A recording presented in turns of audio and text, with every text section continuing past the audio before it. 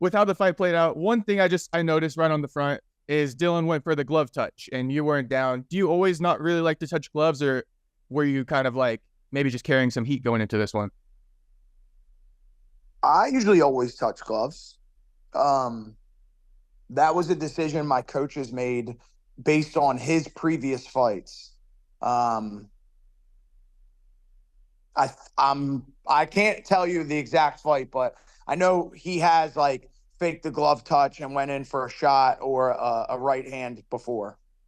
Oh, okay. That's why I also saw you kind of like backing out. Like you wanted that space also when he went for the glove touch. You kind of like circled In around. the So, first. In the right, right. first. Yeah. And that was kind of just in case he had any like tricks up his sleeve there. Yeah. Okay. Dominant performance again, a lot of wrestling there. How would you rate your performance in there? Like as far as like how you expected to perform? I'm like very self-critical. Um,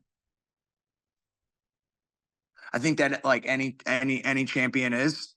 And I see a lot of opportunities where I could have taken high mount and attacked submissions rather than just going for ground and pound.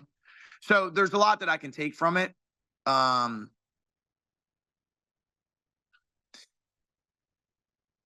but like a very, very dominant victory. Like I've completely dominated him. I think I won the striking exchanges.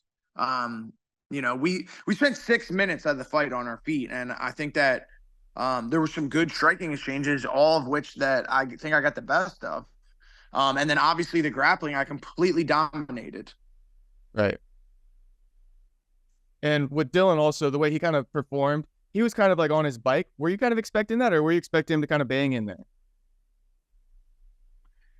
Uh, Just because the first round, commentators first round, first round. first shot, because I expect him to be on his bike. okay, just because the commentators were saying like, oh, I don't expect him to be on his bike because he missed weight, and that's like a draining kind of like style. I don't know about that. I Okay, think Bisbing. I think that was I Dean think. Thomas. Oh yeah, yeah. You're right. You're right.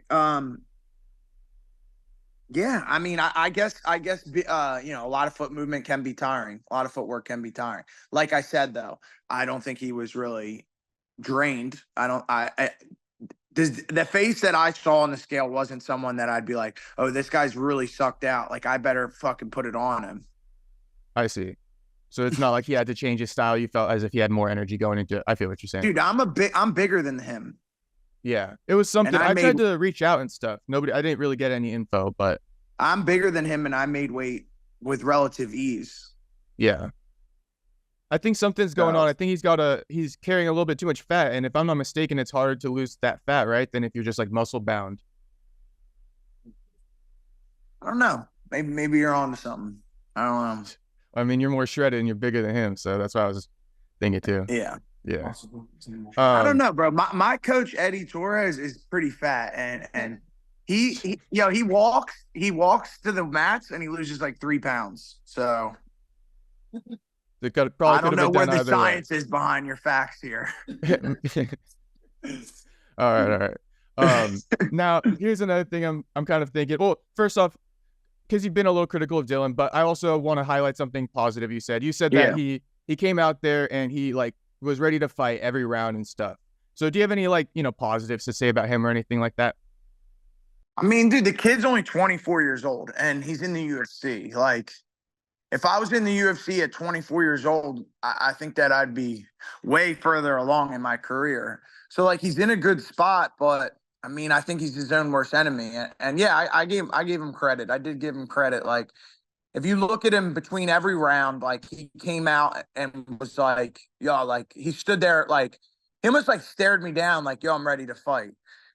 Now, I'll take that with a grain of salt because he did nothing to get back to his feet once he got taken down. But for that 2 minutes that we were on the feet in the beginning of every round, he came out ready to fight. So I give him credit. He didn't quit as easily as I thought he would. He quit way easier on the weight cut than he did in the ring. That's what I'll say. Okay. I mean, yeah, and I'm not a fighter, but I think you're a pretty intimidating guy to fight, especially at like a younger age like that with a lack of Thank experience a little you. bit. So I think maybe there's something too. When Thank he you. came into it, he was probably it was a tough fight. You know, that's what I'll say. I don't want to discredit him or anything like that. But now moving forward, No, right? absolutely. I mean, honestly, two tough fights in a row for him to start your career off with. Cesar Almeida and then me is no. That's not. They're not giving him any any gimmies, you know. So yeah, I agree. Yeah, maybe they can give him kind of like something with the same experience level in this next one, but we'll see. I know, but at the same token, it's like you missed weight and then you didn't do anything to get back to your feet. I don't think the UFC likes that. True. I do hear what you're saying.